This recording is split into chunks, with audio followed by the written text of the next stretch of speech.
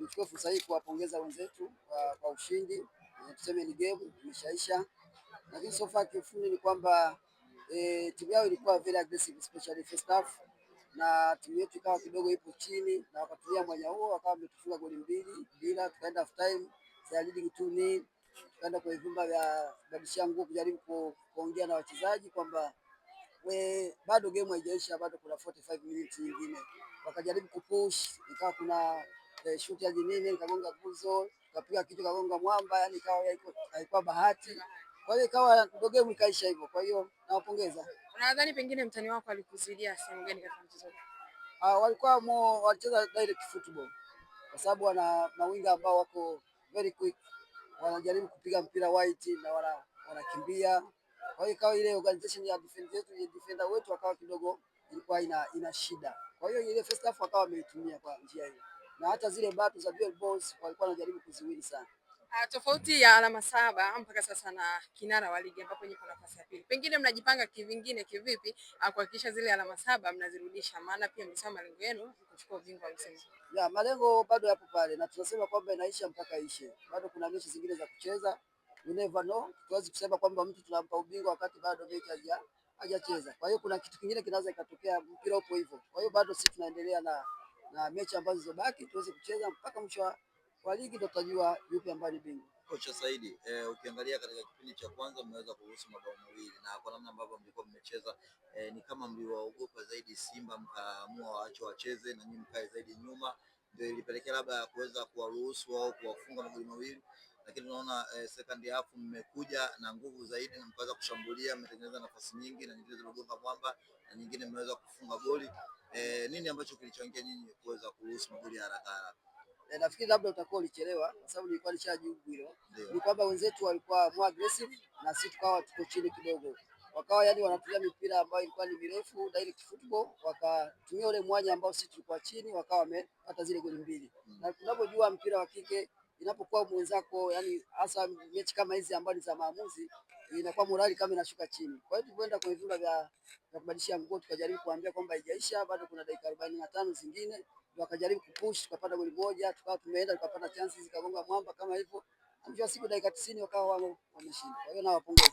Gap limeongezeka. Ni kusema kwamba Simba Queens tayari ni bingwa. Naona narudia maswali yale ambayo nishajibu. Bingwa bado. Bingwa itaka mpaka mechi ziwe zimeisha, kwa sababu bado wana mechi za kucheza na sisi bado tuna mechi za kucheza. Kwa hiyo tutasubiri mpaka mechi ya mwisho. Hatuwezi kuwa kwamba hapa ndo tunamaliza ligi, hapana, au bingwa tayari, hapana. Bado bingwa atapatikana mpaka mechi ya mwisho. Umeweza kuwafunga watani zako, lakini pia umeweza kuwafunga watu ambao unashindana nao kwenda kuwania kikombe. Kitu gani ambacho unaweza kusema dakika 90 za kiufundi? Niwapongeze Yanga na ushindani mzuri, wamekuja kwenye ligi kwa maana tu wanahitaji kile ambacho wamekipangilia katika msimu, lakini ubora wao unaendelea kukua siku hadi siku, lakini huwezi kutofautisha na timu ya Simba kwa sababu Simba ilianza kutengenezwa ndio ikaja ikamzaa Yanga. Ukiangalia vipigo ambavyo viko nyuma zilikuwa kwa kufuuliza 6, 7, 8, 4. Kwa kila hapo zilikwenda wanapunguza idadi. Kwa hiyo nao tu siku moja wataweza kufanya vizuri kutokana na makosa ambayo wanayafanya, vile vile kile ambacho wanakisajili, kile ambacho wanakifanyia kazi kwa siku itakuwa. Lakini kwa upande wa Simba wanasema kwamba tulijizatiti toka msimu uliopita, kwa maana tulikuwa tunajua tumekosea vipi kwenye msimu uliopita na msimu huu tuingie katika namna gani ya kuweza kucheza. Mpaka sasa hivi unaamini kwa sababu hakuna timu yenye safu bora zaidi ya Simba, lakini mpaka sasa hivi pia unaangalia pia idadi ya uyano wa magoli ya kufunga na kufungwa, Simba pia iko vizuri. Lakini sio hilo tu, kocha wa Simba pia anaendelea kuchukua tuzo za mwezi. Kwa hiyo inayofuata nikichukua nitampa jina ili akae nayo kama zawadi.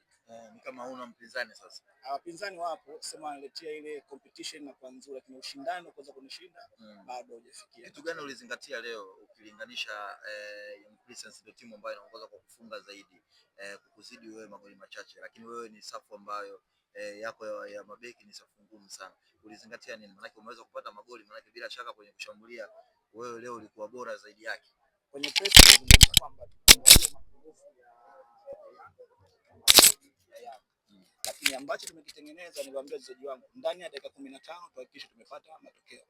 Tumechelewa sana, ndani ya dakika 25 tuhakikishe tumepata matokeo. Alafu baada ya hapo confidence ya kuweza kucheza mpira na kuamiliki wao itakuwa ni kubwa, kwa sababu tukiendelea na muda uzidi kwenda tutakuwa tuna pressure, tutakuwa tunakosa. Kwa nashukuru Mungu kwa kile ambacho tulipanga mazoezini, kutokana na mapungufu yao ambao tumeyatumia na udhaifu wao ambao tuliweza kuutumia, tukaweza kupata mapema goli mbili. Lakini kipindi cha pili walikuja, tulikuwa tunaamini watakuja kwa mpira nini ya kuforce kwenda, lakini bahati nzuri pia wakaweza kupata goli moja.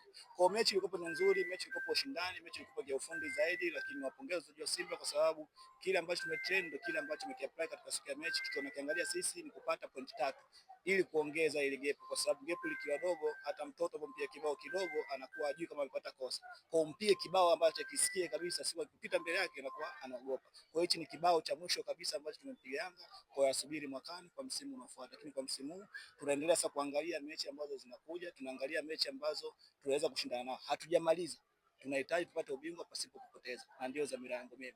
Timu ikiwa chini ya mgosi uwe inachukua ubingwa pasipo kufunga. Kwa nataka nivunje rekodi hiyo mimi mwenyewe peke yangu.